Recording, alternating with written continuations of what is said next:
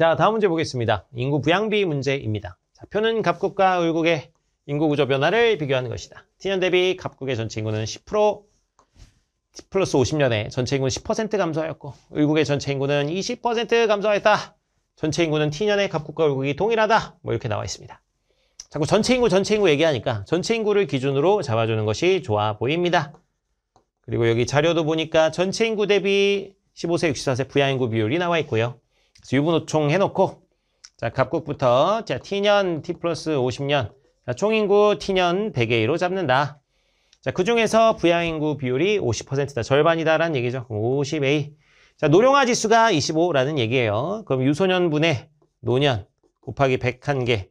요게 25다. 이런 얘기니까 100 넘어가면 100분의 25. 4분의 1이다. 이렇게 됩니다. 즉 유소년이 노년보다 4배 크다. 이렇게 볼 수가 있죠. 그래서 유소년, 노년 합친 게 50인데 그걸 4랑 1로 쪼개주면 유소년 40, 노년은 얼마? 10 이렇게 볼 수가 있습니다. 자, 그 다음에 이제 갑국의 전체 인구가 10% 감소했다고 하니까 여기 그러면 이제 90A가 됩니다. 90A. 자, 그러면은 이 90A 중에서 부양인구 비율이 60%다. 그래서 96이 그럼 얼마가 됩니까? 54A가 됩니다. 그럼 남은 게 36인데요. 36인데 노령화 지수가 100이래요. 노령화 지수가 100이라는 건 유소년분의 노년 곱하기 101개 100이다.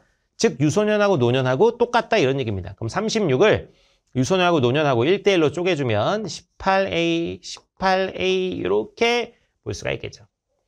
자, 을국 갑니다. 을국 T년, T 플러스 50년.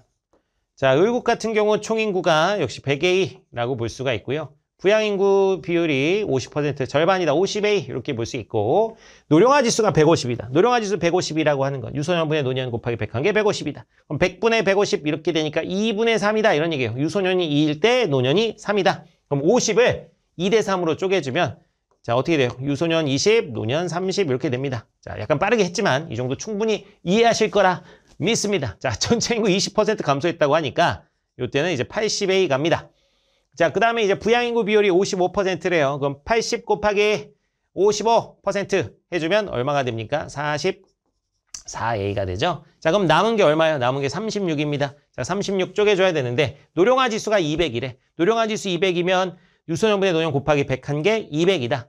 유소년보다 노년이 2배 크다 이겁니다. 유소년보다 노년이 2배 크다.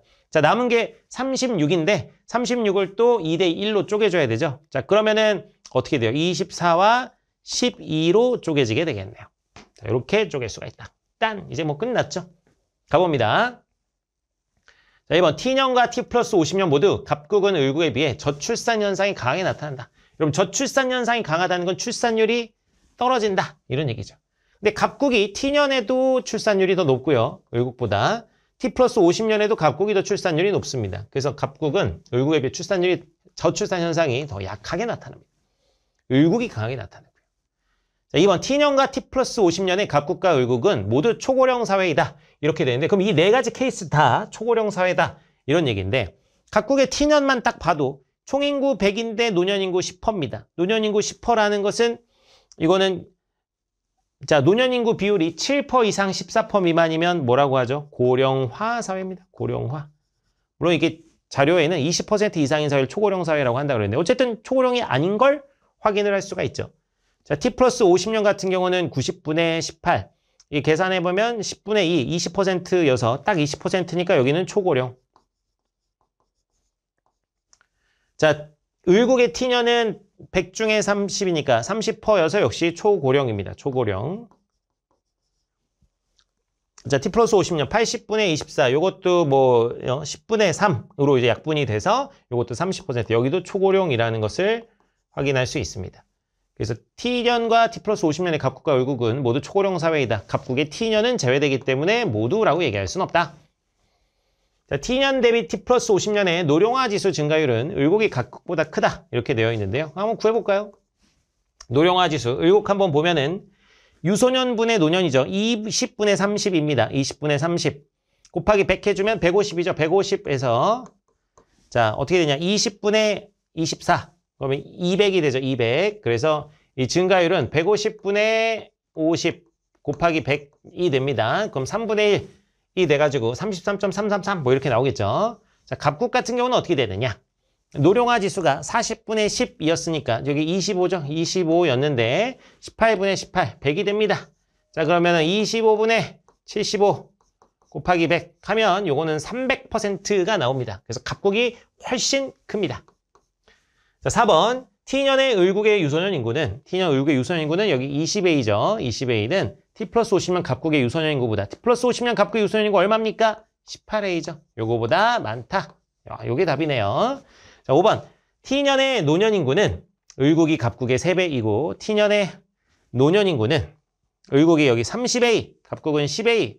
그죠? 그래서 을국은 30A, 갑국은 10A, 3배이고, 오케이.